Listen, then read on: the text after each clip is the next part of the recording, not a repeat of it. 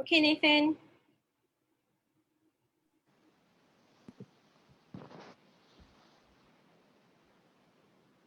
Okay.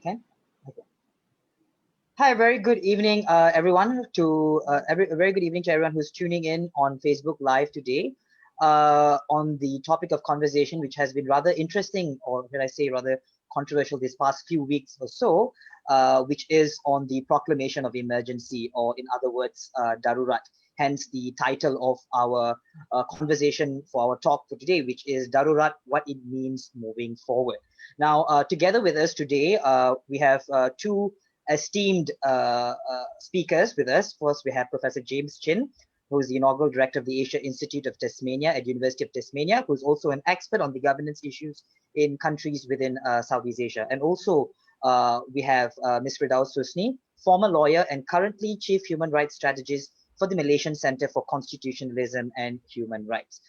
So before we go into the nitty-gritty details on what this emergency proclamation entails and things like that, probably just to break the ice a little, how has COVID-19, the whole situation, lockdown and, social distancing has been for you guys? Probably just one sentence or two. Professor, perhaps you could just start off. Thank you very much, and I'd like to thank the organizers for their kind invitation for me to come and take part in this panel discussion or forum. In terms of COVID-19, I'm actually currently based in Tasmania. So Tasmania is actually a very small island, so we have been quite lucky in that we managed to suppress COVID quite early last year at the start of the COVID crisis in February last year. So life here in Tasmania has been more or less normal for most of last year. And part of the reason is that being a small island, this means that we can actually stop people from traveling, coming in and out. So coming in and out of Tasmania has been very strictly controlled for the past year. And we've been quite lucky that we dodged the bullet in terms of what they have in Malaysia, which is MCO. We haven't had that in Tasmania for the last 6 months. All right, thank you, Professor. How about you, Ms. Firdaus? How was lockdown? How's MCO for you, and all that? Well, I'm here in Malaysia, so first of all, thanks Nathan for having me here, for the opportunity to be able to share knowledge.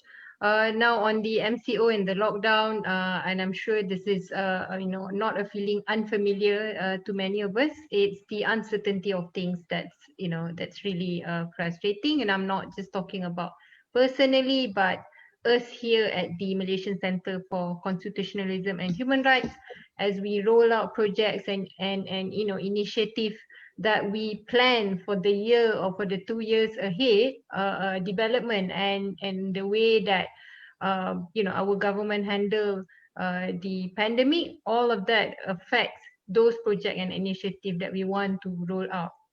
And so that's where we are at. But of course, we understand, the situation with the pandemic. You have to be flexible. And for example, like what we're having now, instead of in person, we're having it online. So those are one of the things that we make do. Thank you.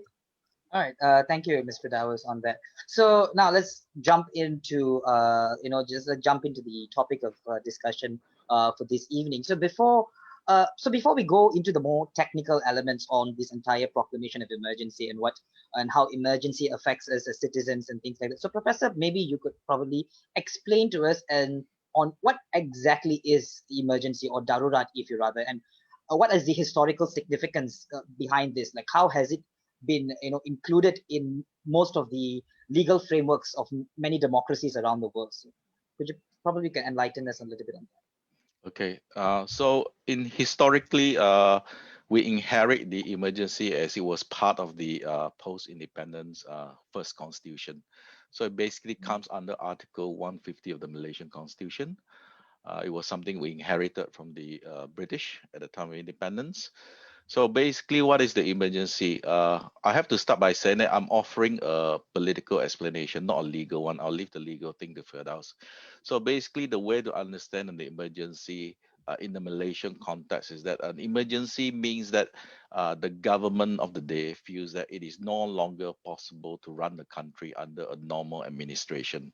So under the constitution, this is defined as things that is out of whack in terms of three things, which is national security, economic life, or public order. So these are the sort of the grounds that the government of the day can ask the Agong for permission to proclaim an emergency. In terms of history, we actually had quite a number of emergency proclamations. It is not something new to Malaysia. And if I could quickly share a page to show you the list of the proclamations that we had in Malaysia previously. If I can go to Facebook, let me just see. Wait.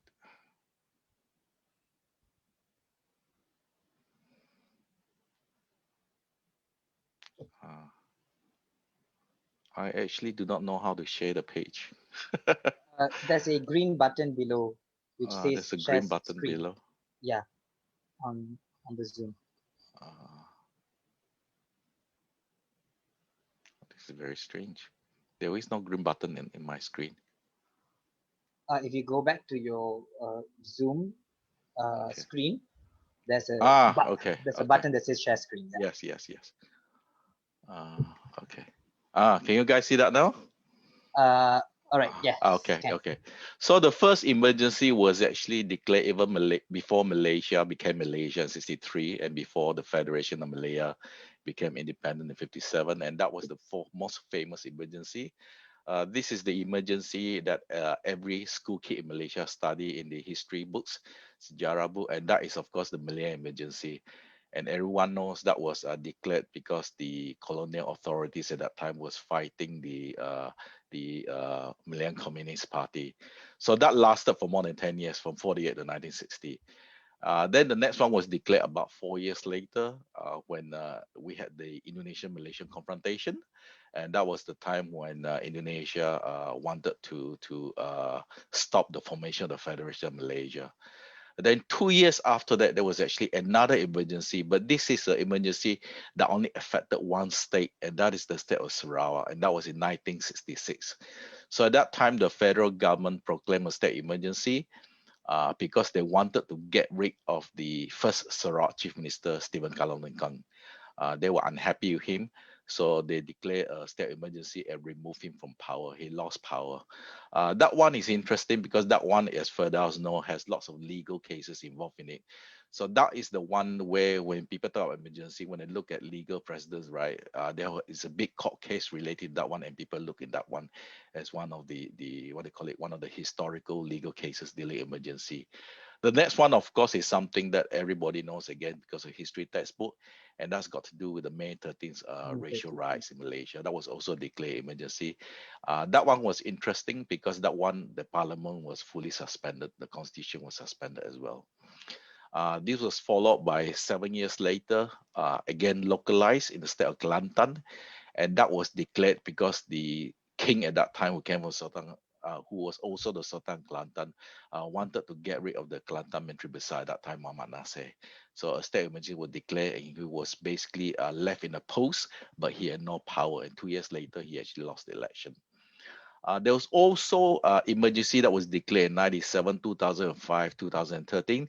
This is what I call the unknown emergency because most people in Malaysia are not aware of it. And this was declared basically on environmental grounds. This was because of the haze problem. We all know that in 1997 was probably the worst. And it was followed by 2005, 2013.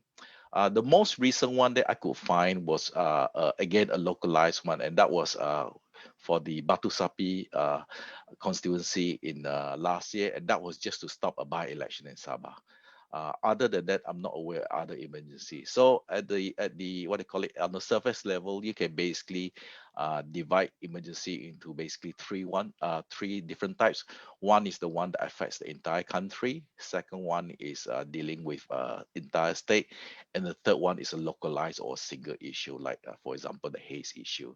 So this is a very basic background of how I consider emergency to come about in Malaysia.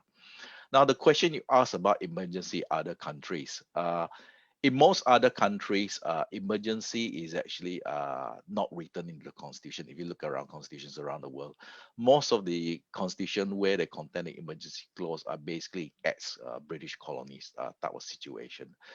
Most other countries, in terms of emergency rule or quote unquote emergency rule, usually comes uh, uh, under a thing called national security. In other words, if there's a civil war or the country is facing invasion by other countries.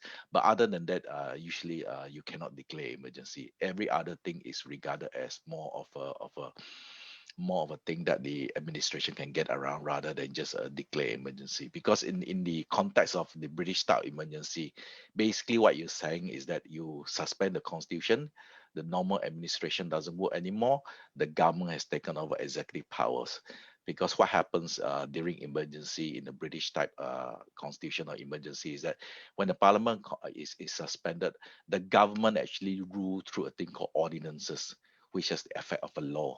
So the government actually passed law without consulting parliament. So that is the thing that's making a lot of people uncomfortable in emergency, including the current one. So in the current situation, if the government want to pass a law, they don't have to go to parliament already because parliament is suspended. They just pass an ordinance. The other thing about the Malaysian emergency now is that the emergency is actually very wide. So, for example, one of the powers that the government can use is actually they can order state governments to do things. Under normal circumstances, you can't do that because we're a federal system. But under the emergency, you can actually do that. Plus, the government can actually call on the army to undertake what we call civilian policing duties. Because under normal circumstances, the armed forces is there to defend the country.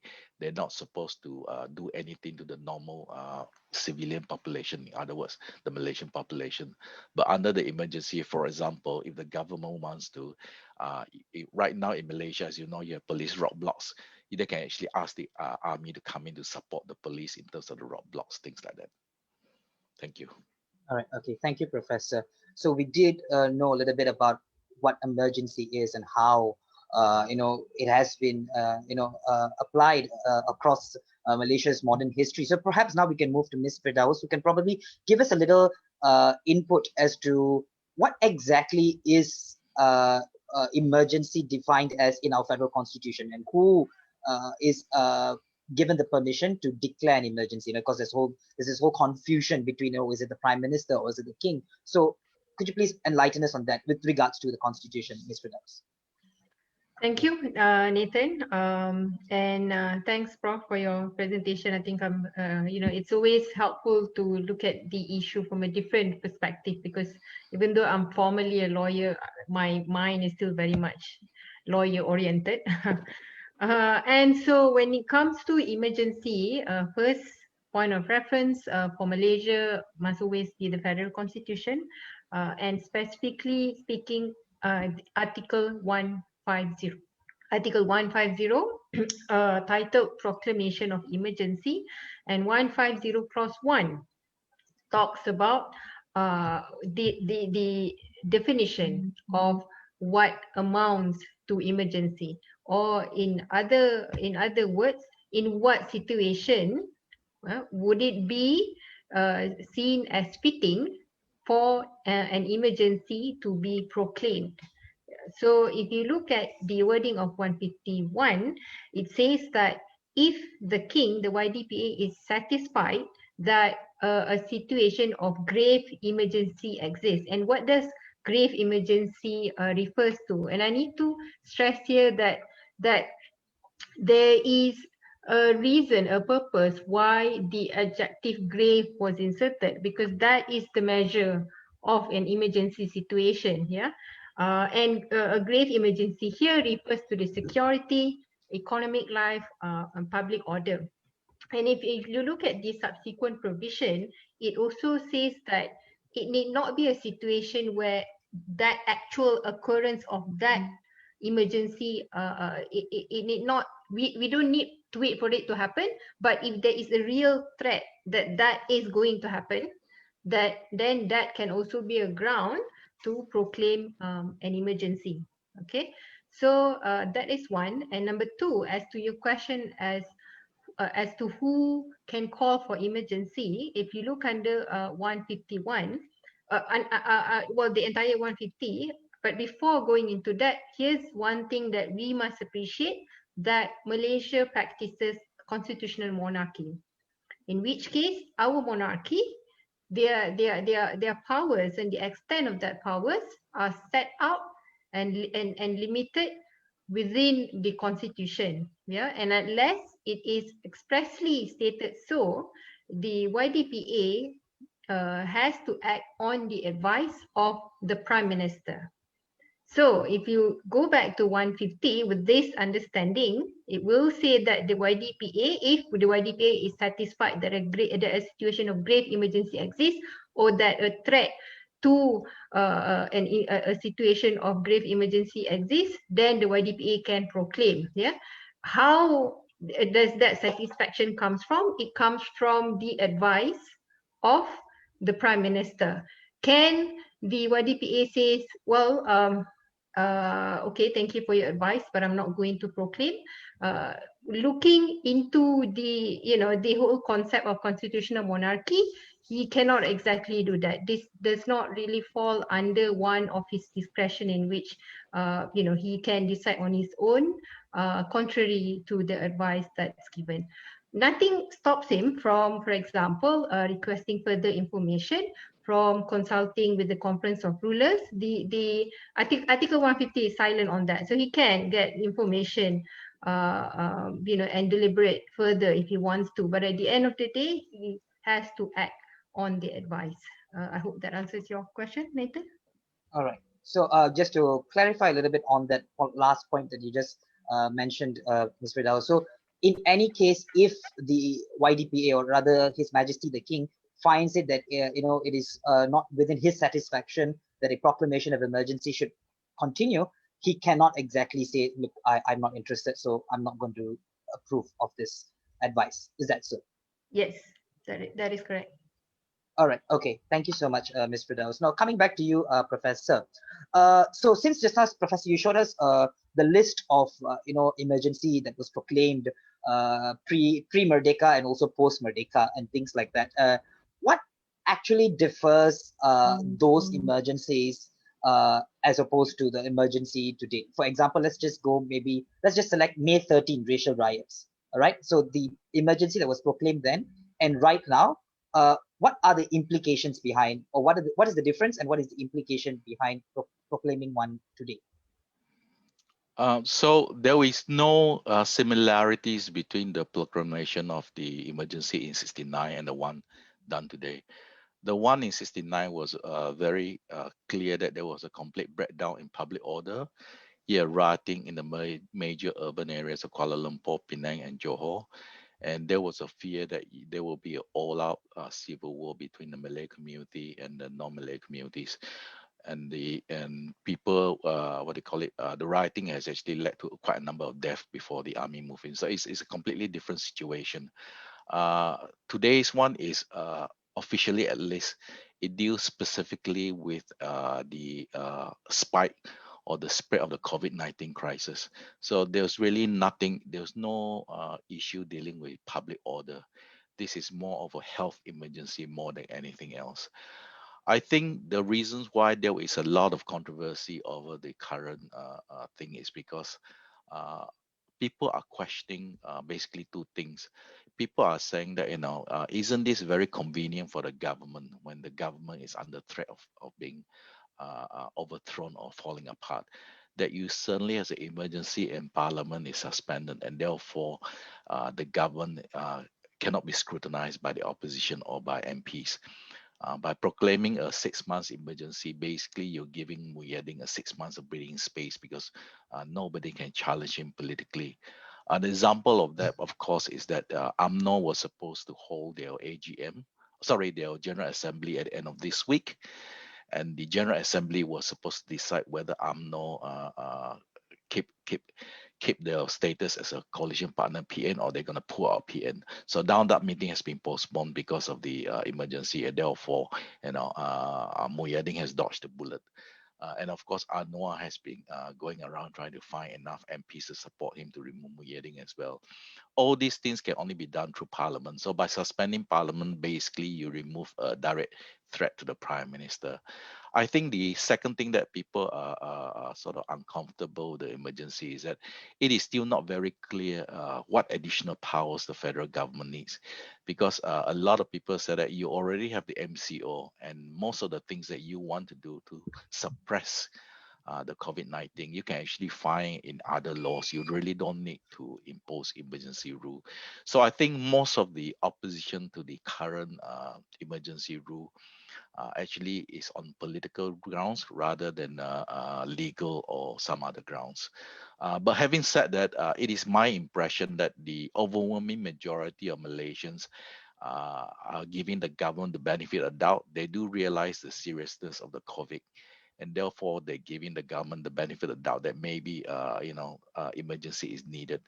The danger for the government, as I see, is that the government is given 6 month breathing space. So basically, what the government has done officially, at least, they're saying that we're suspending the normal administration of the country for the 6 months. Please give us 6 months, and we will suppress COVID-19. Plus, and also we will have to try to restart the economy. The danger for Muyading, of course, is that at the end of the 6 months, come 1st of August, the economy has still not restarted and COVID crisis is still there. This means that your excuse for the emergency goes out the window. So this is not a completely risk-free or political risk-free thing for Muyading. I think it cuts both ways. I think yes, it does protect him to a certain extent. Of course, there are still moves to get rid of him. But he better make sure that he suppress COVID, because I can tell you, Malaysians, although they give him the benefit of the doubt, they are also very unforgiving, especially if come August, right, the spike is still there. There's still thousands of cases every day, and especially the death rates are going out. Because it is my impression that the thing that really concerns Malaysian is whether they're going to keep their jobs, the economy. In terms of COVID, the thing that worries Malaysian right now is not so much the spread. People are talking about when will the vaccine program be rolled out, because people are looking towards that to sort of save Malaysia from the further spread of COVID. So he better make sure that he will have some good results to report on 1st of August, or he's going to be in, how shall I say it, in deeper problems than he has now. Okay. So, like Professor, you said just now, so this is more of like a political salvage kind of a thing for the current government. I mean, in order for them to, keep their power. So, how does this relate to the day-to-day affairs of the government? So, I mean, how are they going to, continue making sure the efficiency of the government, to function, properly? So, how does this affect that? It doesn't affect it anyway. So the civil administrative part of the government is still running normally. So the civil servant is still going to work normally. All the government departments are functioning normally. As I mentioned earlier, the big thing is if they want to pass laws, they don't have to go to parliament anymore. They can just issue ordinances. And they can ask for support from people that normally cannot ask for support from, for example, the armed forces, and they've got extra powers in terms of telling the state governments what to do. So other than these three core areas, basically nothing changes in Malaysia. In fact, if you speak to most people in Malaysia now, if you ask them what's the difference between emergency MCO 2.0, most people actually can't tell the difference, because day to day, almost everything is similar. All right, Professor. Now, just highlighting from your point, I would like to address this question to Ms. Firdaus. Basically, with regards to Parliament convening at the same time when an emergency proclamation is being declared. Now, I do realize that Article 150 sub 3 expressly says that any ordinance promulgated under Article 150 sub 2 capital B, that it shall be laid before the House of Parliament. So, but then they are arguments as to saying that once emergency is declared, Parliament is suspended. So, is Parliament really suspended, or if at all, when an emergency proclamation is declared, it has to receive legislative consent? So, what is the issue here, and how do we, go from this? Okay, thanks. There's a misconception here, in that when an emergency is proclaimed, it does not automatically mean Parliament is suspended. It does not. Yeah. So that's number one. And number two, what is happening right now is that under an ordinance, and this ordinance is promulgated specifically under Article 152B, Clause 2B, and it was under the ordinance that spells out that Parliament is to be suspended. Not just Parliament, but also the State Legislative Assembly. Okay, and that has become one of the controversies that's now being talked about with regards to this emergency this time around, simply because the Constitution itself provides a safeguard to check against, against the power by the executive, which is immense under a state of emergency. But that safeguard, by virtue of the ordinance, has been taken away, and we do not see a good enough justification for it. So earlier, Prof talks about a collateral or rather political agenda in pushing for the emergency. I think people are seeing the nexus to that more than actually needing this emergency to address the pandemic. Yeah. So my point here is this: I don't see a justification why a constitutional safeguard that's being put in place to check against that power by the executive is being removed through an emergency ordinance. And in this case, because of that, what we have is a situation where the executive can pass any law, and that law will then escape scrutiny of the parliament. That is what we have right now, and that's actually very dangerous because here's the thing: this emergency ordinance 2021 that that we're all looking at right now may not be the only emergency ordinance that's going to be promulgated. There may be other emergency ordinance after this, and who's going to be there to scrutinize and make sure that there is no excess of power and unreasonable imposition of power to the executive. Who's going to make sure that the state government state autonomy is respected within the federal system that we are practicing? We don't have that at the moment because Parliament is suspended by virtue of the fact that Emergency Ordinance 2021 sets out for that suspension, not because the Constitution or the proclamation sets out. Thank you. All right. So just can I just add one very important point? Just add on to Firdaus' point. Yes, sure. I think it's also very important, because I forgot to mention this just now, is that there's no guarantee that we will lift the emergency on August the 1st, because it can be extended. I think that's a very important point. All right. Okay. Thanks, Prof, for that point. Now, Firdaus, just to continue on that note, there have been few lawsuits right now, at least one judicial review and one lawsuit that is now being filed against Prime Minister Tan Sri Muhyiddin Yassin, alleging that his advice to the King to declare an emergency is unconstitutional and invalid. One by a former UMNO leader, Dato' Sri Khairuddin, and the other by opposition leader Dato' Sri Anwar Ibrahim. So now, their claim that the advice given to the King is unconstitutional and invalid. So how does that tie in back to what has been declared as Emergency Ordinance 2021 under Clause 2B? How does that correlate? Sorry. Okay. So before we go into that, there's another misconception that I want to correct here, is that the proclamation of emergency is by the YDPA, and I'm sure this we've also have been hearing this, that if anyone would challenge the emergency, it means you are going against the order of the King. That's a misconception, in the sense that it's not the proclamation that people are challenging, it's the advice that was given to the YDPA to make such proclamation. That is what people are challenging. And there is a precedent to this, though not in Malaysia. and this was as recent as 2019 when the UK Prime Minister Boris Johnson advised the Queen to prorogue the UK Parliament as the Brexit negotiation was going on.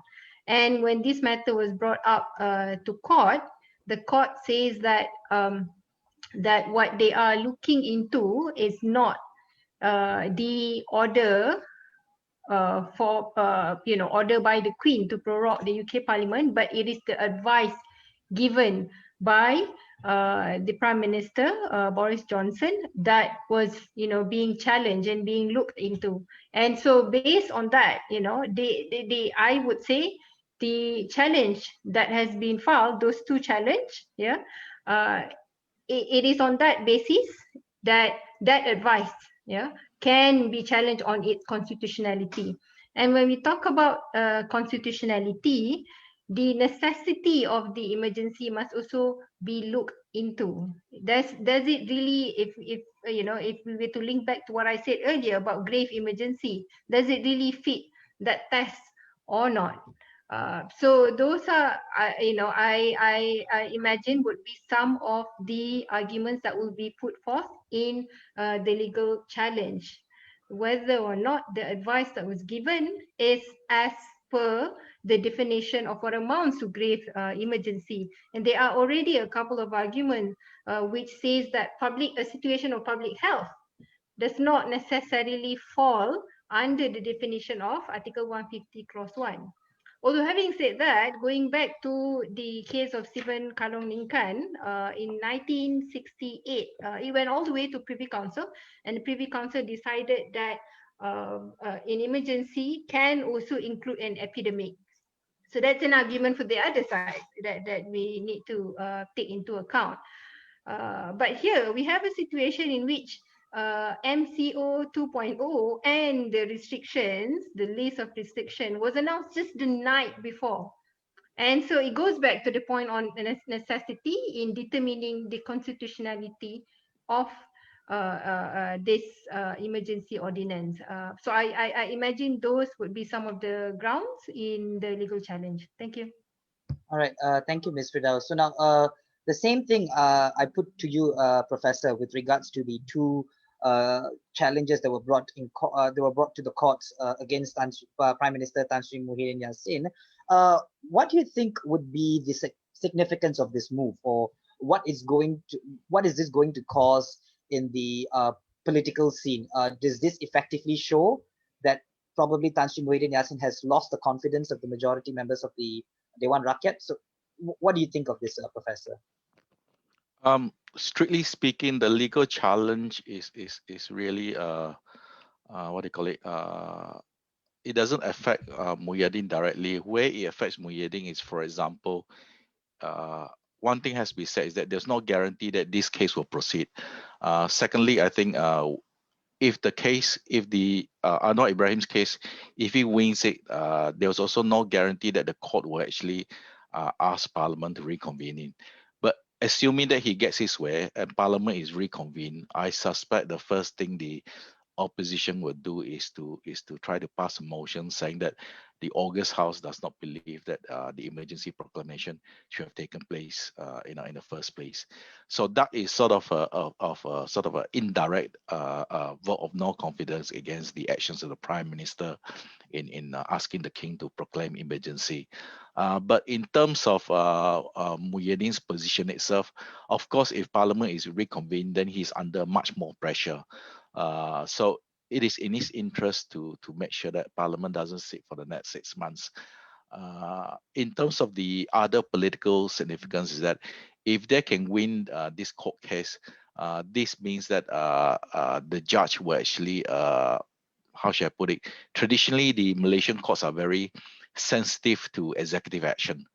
So if the judge rule that the advice given to the King can be reviewed by the courts, this will, well, for me at least, this will be a very progressive move by the courts, because traditionally the Malaysian courts, on balance, tend to take the side of the executive.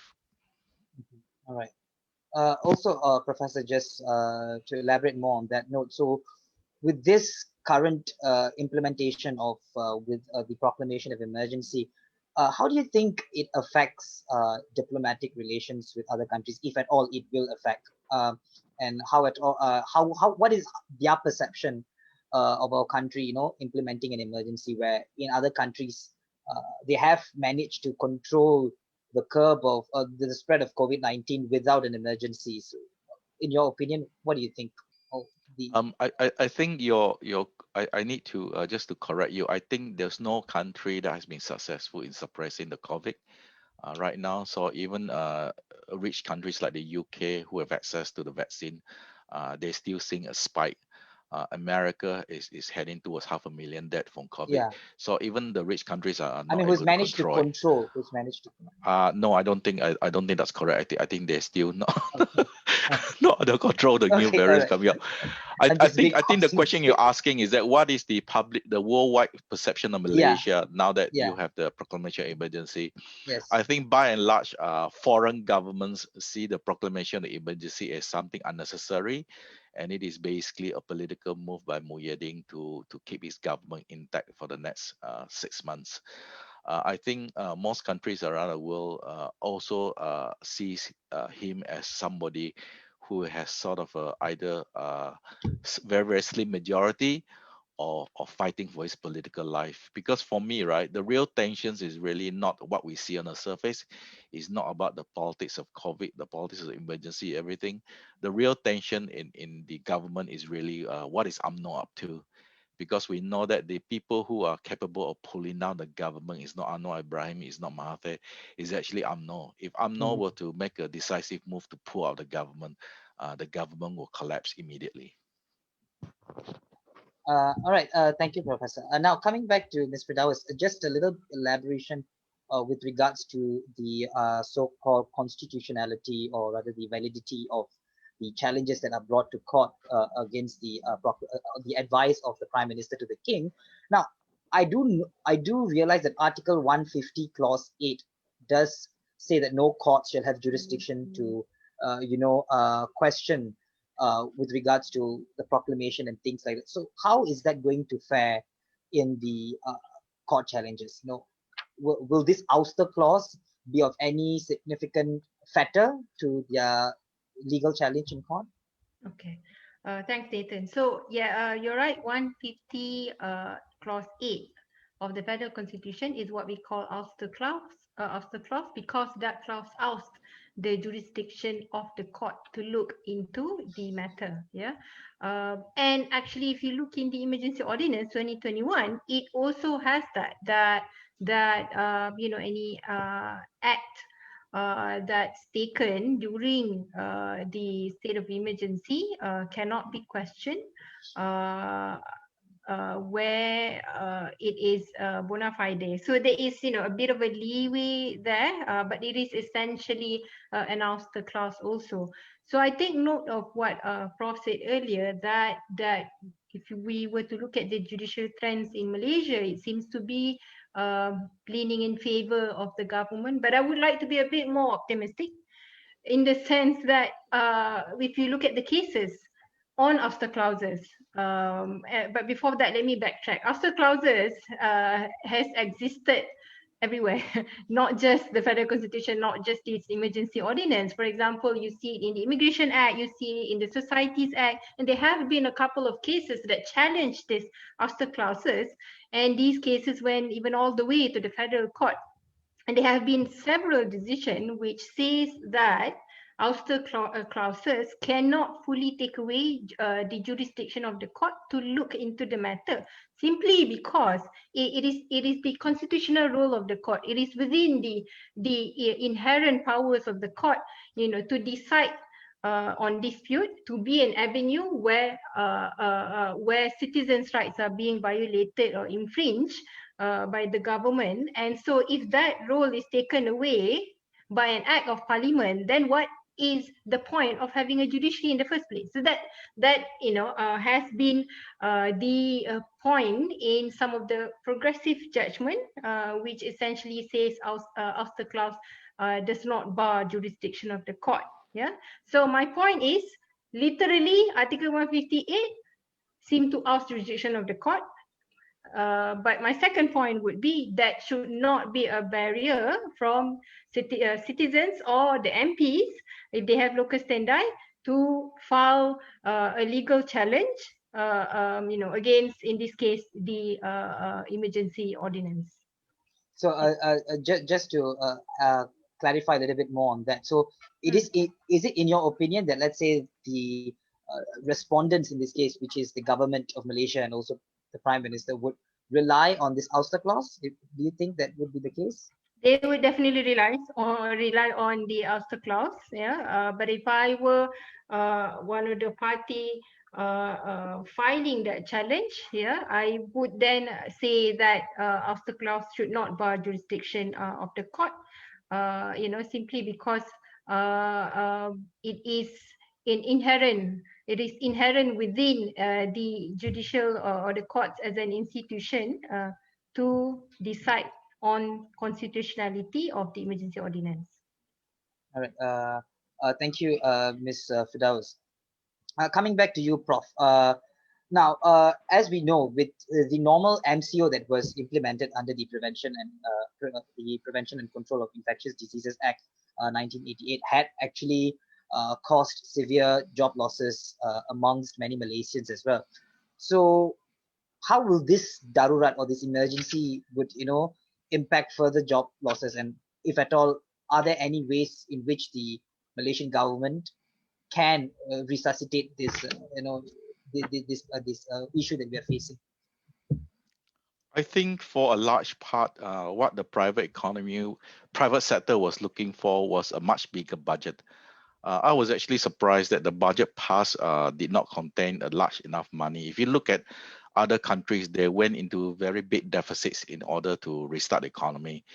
Some of the major Western countries are actually giving cash injection directly to the people, especially people who have lost their jobs. Because right, if you spend money, you sort of help the economy to move along. So I was actually quite surprised that in the budget that was passed last year, the amount was basically 10% more than what was passed the year before. I would have thought the government would throw much bigger money into the economy to restart the economy. Now, in terms of the private sector in Malaysia, the biggest concern are our factories, our manufacturing sector. There's already been some reports there. Some factories had to shut down part of the production because there was a COVID spread in the factory. The good news is that most of our SMEs are quite resilient. It's only the manufacturing sector where how should I put it? A lot of people are working closer together. But having said that, most of the cases so far appears to be local clusters, and they're sort of in two types. One is basically the Malaysians, but there's also a much bigger group which has not often been reported, which is the foreign workers. Right now, we don't really know what is happening. So, for example, if you look at the experience of Singapore, right, most of the spread has been in the foreign workers population. I don't know whether that is happening among the foreign workers in Malaysia, because we know that we don't actually keep a very good data on foreign workers in Malaysia. The way it works in Malaysia is that there are all these syndicates bringing thousands of them into Malaysia, but the moment they land in Malaysia, they sort of disappear into the landscape. And this is this is the way it works in Malaysia. So my question is that what's happening in a lot of these factories, and the short answer is that we don't really know. And if there's a huge COVID spread among the foreign population, I think that will create a major problem for our health system. All right, thanks, Professor. I would like to just also remind our audience who are actually tuning in, watching this right now, if you have any questions, please do send them our way so that I would be able to relay those questions to our guest speakers, and so that if you have any doubts or if you have any confusion or if you have any questions with regards to the technicalities of the proclamation of emergency, or anything with regards to that, you can send your questions our way. We will be able to address it here. All right, there is one question, though. I'll just ask the question first, and then probably we could go with Professor and then Ms. Firdaus. Question is, how will the scrutiny and accountability of the procurement of vaccination look like under the emergency ordinance? So maybe Professor, would you like to go for that first? The short answer is that there's no scrutiny. So basically, it is the minister who will decide to buy, and he will buy at whatever the price he deem fit. I'm not so worried about the procurement side because the reality is that everyone is chasing, so you don't have a normal pricing mechanism for things like COVID. What I'm more concerned is about two things related to the vaccine. One is that which type of vaccine are we going to buy? I think that's a more important question, because right now there's about 6 different vaccines out there. We got stuff coming out of China, stuff coming out of India, of course, stuff coming out of America and the UK, and also there's a German vaccine and Dutch vaccine that's coming online as well. So the question is, which type of vaccine are we going to buy? Because they all work in a different way. Some of them are 1 dose, some of them are 2 doses.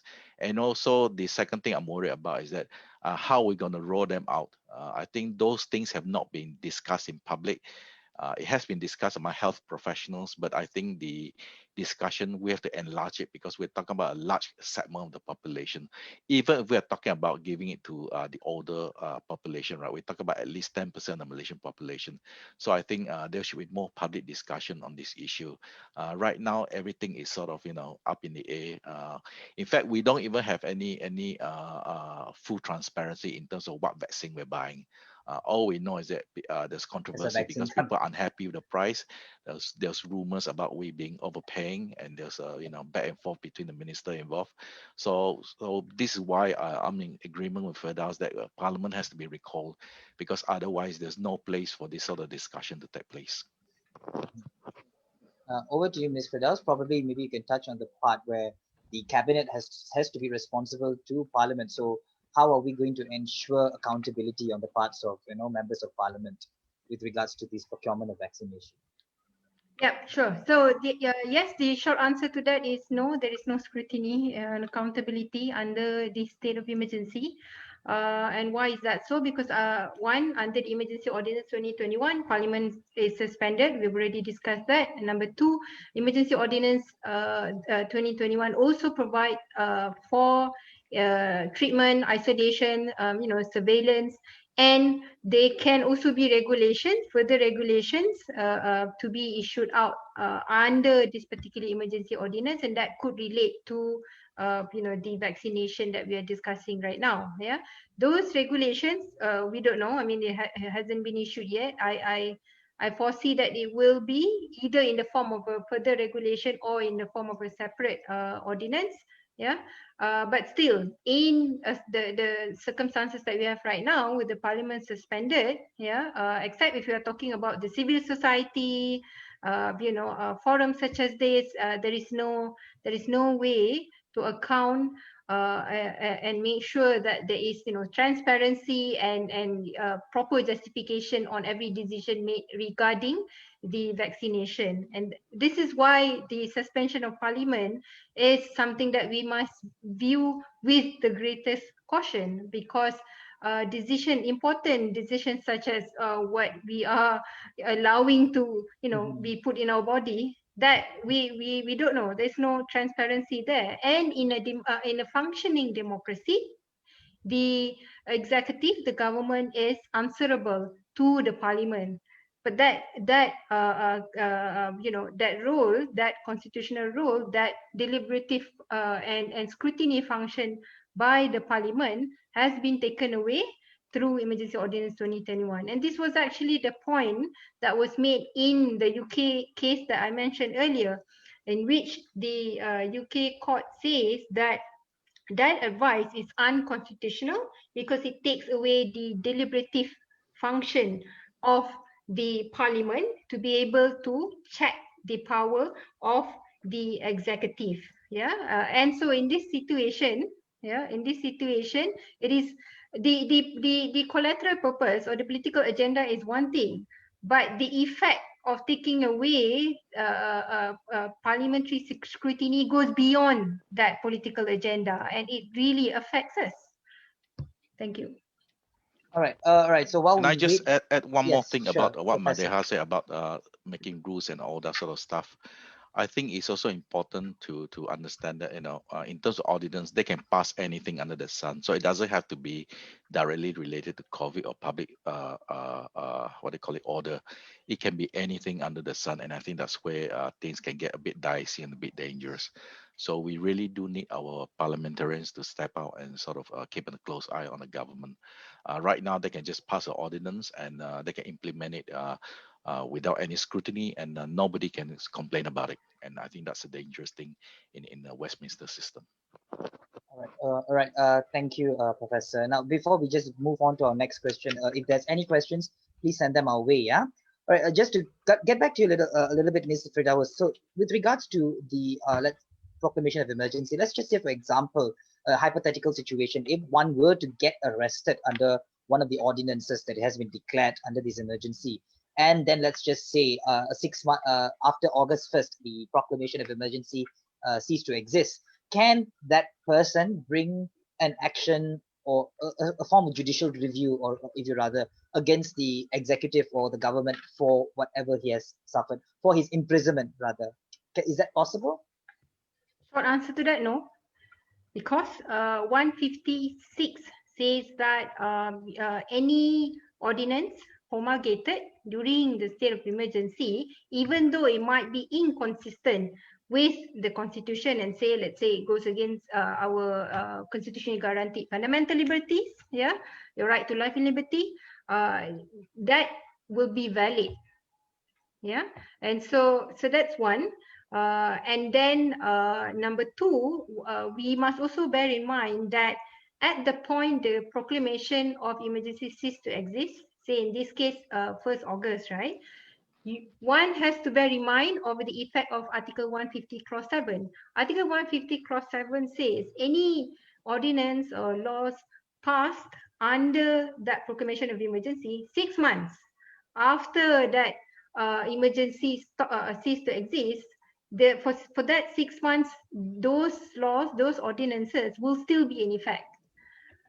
So these two things take into account, and so the way I see it, and this is another thing that people must be informed and must be aware about, that any action by the government, even though it is say a medical negligence, yeah, unless they can prove that when it comes to medical negligence, if you go back into the wording of emergency ordinance, even that cannot be challenged. Yeah, only in a situation where there is bad faith. Yeah, so even if it is negligence, but if the person carrying it says that, oh, it is, I'm carrying out my duty in good faith, and that just so happens, then you're not going to have your day in court then. That's my view. All right. Thank you, Ms. Firdaus. However, there is a follow-up question to that by one of our viewers.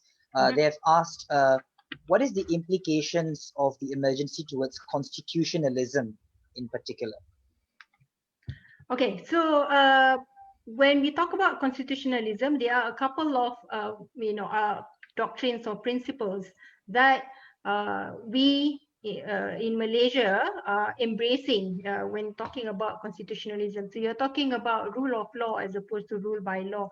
And rule of law talk about a couple of principles that must be present in our government system. So one of the principles under rule of law is the fact that ministers and public officials, their powers must be spelled out. The powers that they exercise cannot be an excess as to what's been given. So in this case, what's been set out in the constitution, and that powers that's been given cannot be to an unreasonable extent. Okay, so that brings us back to the question whether or not the powers that's now being given under this emergency ordinance, is that reasonable? Is that the power that is how do I say this? That is given for the purpose of the ministers and the public officials carrying out government their day-to-day operation. If it goes beyond that, and if you are talking about political agenda, for example, then that's clearly a power going beyond the supposed purpose. So that's one, you're talking about rule of law. And there's also the concept of separation of power. Essentially, the concept of separation of power means that there cannot be a situation where personnel, resources, administration, operation, all are concentrated in one body. And here you're talking about the executive body. There must be a separation of power between the executive, the judiciary, and the legislature, which is why judicial independence is another principle under rule of law. But right now, as we discussed earlier, you're talking about judiciary power being ousted. That's one. You are talking about parliament being suspended. So the other two main bodies within the government has now been moved, leaving only the executive unchecked. So that's not a good idea under this, under this whole concept of constitutionalism. Thank you. Thank you, Ms. Firdaus, for that very insightful uh, yet very interesting point with regards to constitutionalism. Now, Professor, over to you. There's a question. Does the emergency give special powers to the government for compulsory vaccination? Can the government use this emergency to then force every Malaysian to get a vaccination? Is that possible? Yes, it is possible for them to pass a law or ordinance or whatever to say every Malaysian will have to be vaccinated. But this is Malaysia. Whatever laws you pass, whatever ordinance you pass, if people don't really want to do it, they won't do it. So they can say as many regulations as they want, but those people who refuse to be vaccinated, there's no way you can force them to do it. And anyway, it is impossible for the Malaysian government to vaccinate the whole population because the reality in Malaysia is that nobody even knows what is the actual population of Malaysia. If you speak to demographers, they'll tell you there's somewhere between upwards of 3 million people in Malaysia who are totally undocumented. So it doesn't really matter what the government says. If people do not want to be vaccinated, they will not be vaccinated. Right. Okay. Thank you, Professor. Now, another question from our viewer. I mean, to our viewers, if you have more questions, please do let them come our way. Yeah. This question asks if the court challenge on the Darurat is successful, what are the implications of it? Will the proclamation be pulled back? So perhaps maybe we could start with Ms. Firdaus and probably followed up by Professor James.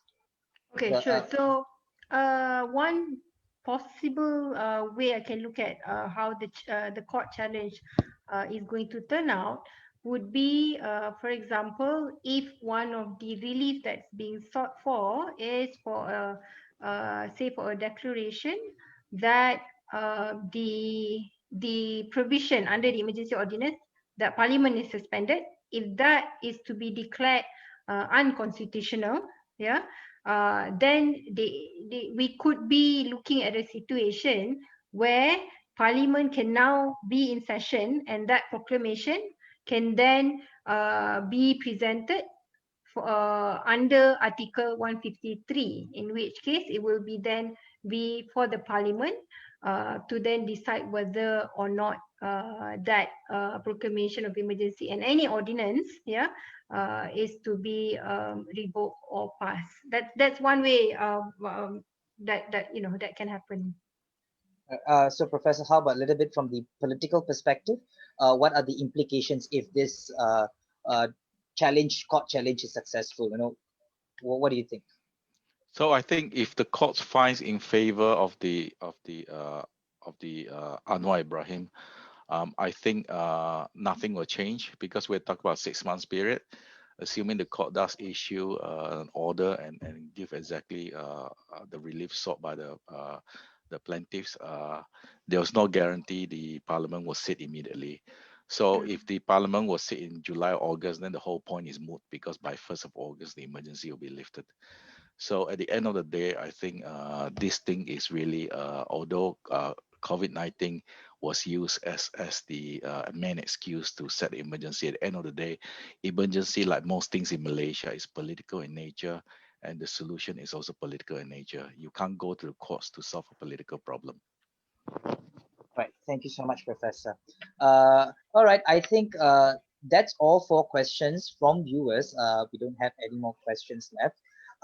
So I think we have come to the end of our discussion, and it has been a very, very insightful discussion with Professor James and also with Ms. Firdaus Husni, especially with regards to with regards from the political perspective as well as the legal perspective on the implications of this proclamation of emergency.